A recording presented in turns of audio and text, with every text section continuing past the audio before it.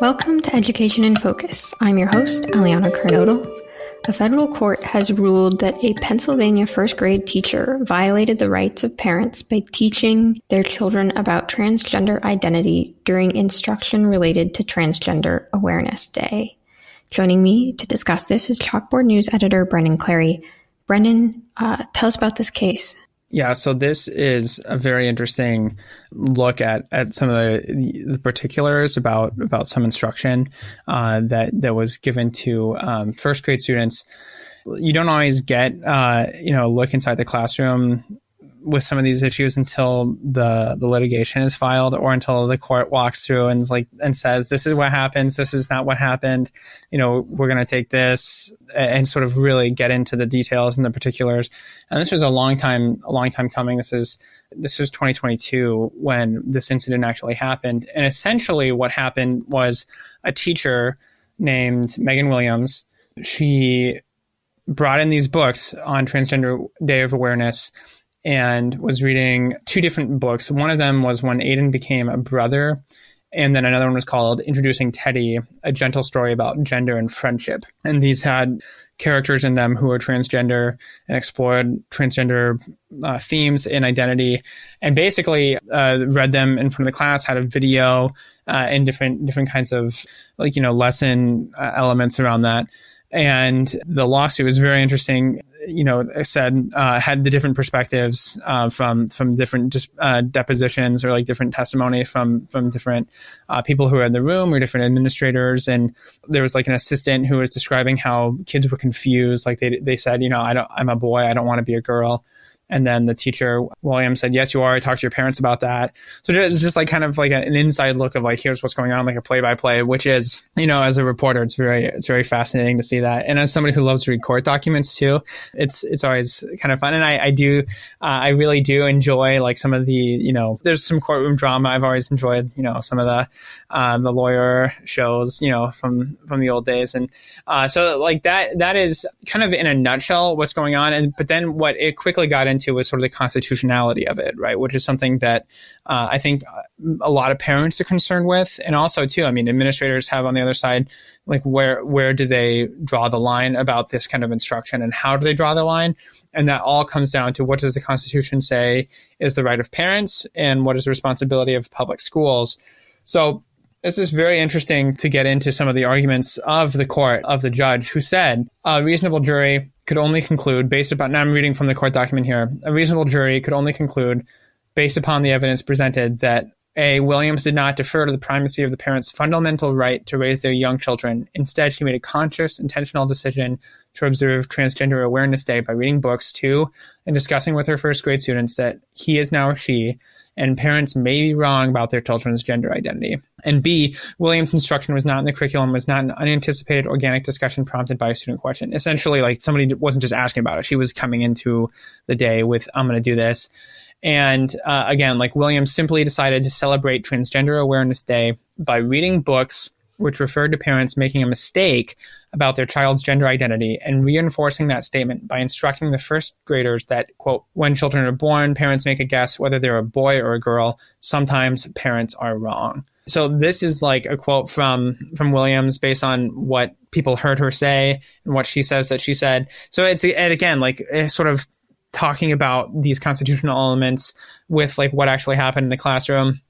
And basically the issue was that the court found that there was no opt-out opportunity. So this was instruction that, violated the parents' belief system, right? That they were religious parents. And even if they weren't religious, that they could have a moral objection to this, and that there was no opportunity given for them to pull their children out of receiving that instruction. And that, a policy to say we'll let you know if we're going to teach about controversial stuff, that doesn't actually fix the problem, because there's not a way to enforce that, or to let parents know that something's going to happen. And again, Williams said, she said to people afterward that she said, I'm in the right here. There was some pushback from parents, and she believed that she was free to instruct the students without giving parents prior notice. And again, this is in the court document and the ruling there. And the judge said, quote, that conduct showed intolerance and disrespect for the religious or moral beliefs and authority of the parents. So like, very clear that you could not do this, especially without like what's called a, quote, compelling governmental interest. And because of that, the school violated the parents' fundamental constitutional rights to bring up their kids the way that they want. So it gets really into like what are the specific liberties or, freedoms of parents, and then also what did the school violate by doing it in this way. And it's very interesting. You get an inside look at the administrators and how they were all on board with this and how they, responded to parents. So it's just very interesting stuff there. It gets into like a lot of the weeds really quickly. Well, and it's a topic that we've discussed in other cases as well, other examples of similar concerns by parents. And this case is rather interesting in contrast to others, especially that point about the compelling government interest, because some cases have ruled that teaching equity, diversity, inclusion, and like gender issues, that is a compelling government interest. Yeah, absolutely. And that's Montgomery County, the public schools. They were sued by parents who are alleging, that basically it's integrated, DEI, like gender sort of diversity texts that were kind of strewn throughout the curriculum, like in social studies or in social studies, you might learn about, LGBTQ plus history, figures and historical figures. And then in, English language arts, you would read, a book with a character who's LGBTQ plus. These kinds of things. Parents are saying, I would like to opt my kids out. And then the school says, no, you can't do that. There's no opt-out policy for this other stuff because it's graded into the curriculum.